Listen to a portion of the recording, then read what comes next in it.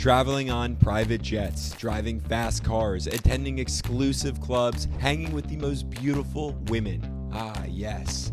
The life of the wannabe rich, but often internally broke. The reality is many of us want to get rich, as I always say, by Tuesday, to try and live a life like I just mentioned, to either impress other people or just appear more than they are. So if you're someone out there who wants all the flash and shine of a rich life without actually putting in the hard work and making all the sacrifices, then this video is not for you. But if you're someone out there willing to do the hard work now and make some real sacrifices to actually enjoy all the benefits of wealth, the biggest benefit being having the time to do whatever the heck you want, whenever you want. Let's get to the 7 sacrifices you're going to have to make, at least temporarily, in order to get to where you ultimately want to be. Sacrifice number 1, where you live. Whether it's a house or an apartment, you really have to come to terms with yourself on whether or not you can really afford to live where you're currently living. According to a well-known rule of thumb, you should aim to spend no more than 30% of your gross income on housing-related expenses. Now, if you're a renter, this includes your rent plus any utility costs such as heat, water, and electricity. And the grave reality is for many of us, we're spending upwards of 50 to 60, even 70+% on housing, which obviously then leaves you very little to live off of in terms of groceries and even leisure experiences, both of which you likely won't forgo, which means you're ultimately tacking on more credit expenses or overspending on next month's paycheck. And don't even get me started about a saving strategy or money to even invest. Zippo, you probably have none. Ultimately, this is where the term paycheck to paycheck stems from. But by no means will you actually even have a shot at becoming truly wealthy if housing is where the bulk of your money continues to go. Now, true story, I used to dream of having that nice plush apartment with the nice job that raked in the money to live this dreamy high-rise life, and eventually I found myself there, living right off of Wall Street on the 34th floor of 20 Exchange Place building. Let me tell you, once I achieved the dream, I realized just how foolish I was. I was working to work. I worked to make more money, and making more required more work, and this was the rat race of life, and eventually I fled the city entirely. You see, it wasn't the high-rise life that I was really after, but I didn't know that then. Today, it's all about freedom. Freedom to make these videos on YouTube, not report to anyone, so on and so forth. So avoid the paycheck to paycheck scam of life, and don't be deceived by the rat race of life. Sacrifice number 2, a new car. There is truly nothing like a new car smell. Well, unless you're driving it right off the lot, basking in it. But not only does that new smell wear off rather quickly, it's important to know that this is actually one of the worst financial decisions that anyone can actually make, and one of the silent wealth killers of America that no one ever really talks about. But the facts are facts, and you should know that a new car depreciates or loses value almost immediately after you drive it off the dealer's lot. How's that for a new car smell? And as a rather quick rule of thumb, a new car will actually lose between 15 to 20% of its value each year, according to bankrate.com. And knowing just that, I can't think of a worse way to actually spend your hard-earned dollar. And by the way, if you end up financing the car, you're then looking at monthly payments, which aren't even ever in your favor. Let's say you're interested in a mid-size vehicle that works out to about $25,000, and that's without all the cool new tech gadgets and specs, of course. But assuming you actually have a solid credit score, which, I don't know, you might get 3.5% of an interest rate and throw in a few $1,000s there at a down payment, and then maybe you get your old car traded in at $1,000, you'll be paying $382.02 for about 60 months. But let me tell you, there's an alternative solution: used cars. And they often not only are cheaper, but they also have 4 wheels, and they get the job done just as a new car would. And speaking of getting the job done exactly as the latest model of a new car, let's talk about new tech, which is sacrifice number 3. Updating your iPhone, Apple Watch, Mac computer, or any technology to the latest version is tempting. Looks cool and even seems like the older version won't even do you any good anymore. But that simply is not the case. Heck, right now I'm using an old iPhone to shoot this very video, and my personal phone that I use on a day-to-day basis is 2 generations behind. When I do go out and buy a new iPhone, it's never the latest model, but always 1 generation behind, because I've realized that you can only really change the size of a phone or alter the specs so many times before we just keep getting the same repeat of the same old phone, just packaged a little bit differently than the last. Of course, There are real differences, I'm not here to deny that, from each new generation to the next. But for the average Joes like you and I would imagine you'd never even know the difference if some tech spec nerd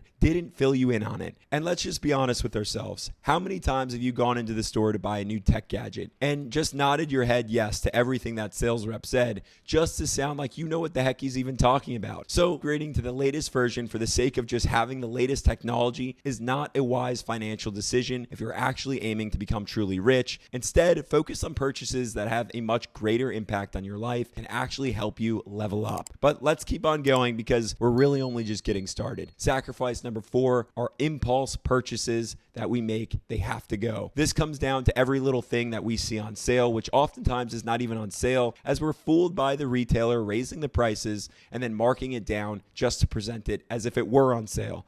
Take it from me, someone who used to work stock shelves during the holiday seasons at multiple retailers. This happens more than you think. Now, it could also just be items that no one else really wants and the store needs to get rid of them, so they actually just put it on sale and call it some hot item for cheaper, but rather no one wanted it. And on the flip side of this script, it's actually time to forgo all the luxury items as well, like the designer clothes for one. Now, I have nothing against buying high quality clothes, and actually I'm all for it, given I think buying a few quality shirts at a time is going to be a little bit more expensive, but will ultimately last you for longer than clothes, say, from H&M or Zara that rip, shrink, or shrivel after a single wear and wash. But what I don't like are the clothes that are the big logo design type clothes that many people wear just to show off what they quote unquote can afford. The reality is people who buy clothes like this are only wearing them to impress others. And not only that, but I have sat, dined, and enjoyed conversations with plenty of ultra rich individuals, and guess what? They are simpler than me, and I'm predominantly always here with just a black t-shirt wardrobe. So find yourself buying high quality clothes, but not getting showy. It is, after all, a nice feeling to look good and feel good, but no need to walk your own runway every single day, looking for other people to look your way. This leads me to sacrifice number 5, gifts. Yes, this includes gifts for family, friends, and loved ones. Now, I can already hear the masses of all of you getting antsy about this one, so let me explain it a little further. And I say, I'm not saying do away with all gifts for those you love, but I am saying that sometimes the real gift is your time, energy, and efforts more than it is what you actually buy, wrap, and hand over. Let me share it with you in a different way. I want you to think about the last time that you actually received a gift. Maybe it was during the holiday season, or perhaps you just had a birthday. I'd imagine that was the first time in a long time that you even thought about that gift. And without me mentioning this topic, you probably would have never even given it a second thought. However, now I want you to go ahead and think about that person who gave you the gift. What comes to mind? Was it the gifts that they were giving you along the way, or the experiences that you shared together? So perhaps before you go off and gift what may be an out-of-budget gift for someone else, gift yourself a gift that can continue to give. More money in your pocket, but gift an experience, a memory, or something that your loved ones can actually cherish for the long span of time and not collect dust. Again, this is not to say to forgo gifts entirely, but perhaps rethink what you're actually gifting to others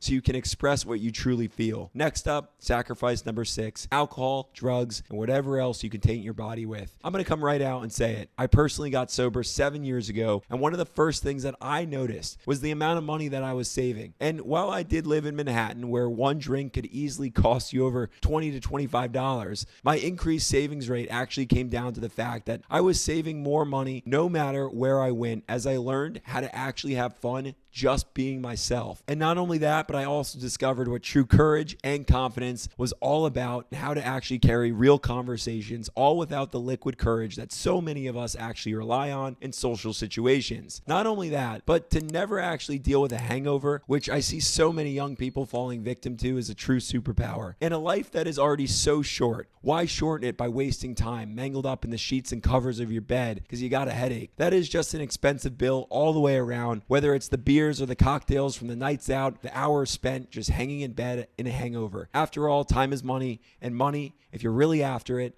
is hard earned. Now, finally, the last sacrifice you must avoid entirely: any investment that you don't understand. As someone who works in the financial space, I can't even begin to tell you how many times I've been asked the good old question of how to double, triple, quadruple, or 10x someone's money. I also can't begin to explain to you how many stories I've actually heard from all of you of the same individuals out there asking that very question of how to 10x your money. They're also sharing that they're betting on these crazy crypto bets or penny stocks, all because of a random tip that they received off of, I don't know, YouTube or from a friend. If you want to be rich, investing will surely play a big role in your playbook. But the key is to understand what you're investing into. As I always say, become the CEO of whatever it is that you're investing into. Know the company, know it well, know what they do, know what they sell, how they plan to scale. If you're investing into stocks, cryptos, or really anything at all, just to invest to try to double your money, you're already off to the races with the wrong mindset, and you're very likely going to find yourself at the finish line broke with one sole single deposit worth of wealth of experience in a bank account, which is not a monetary value. Avoid investing in what you don't know. And for that, well,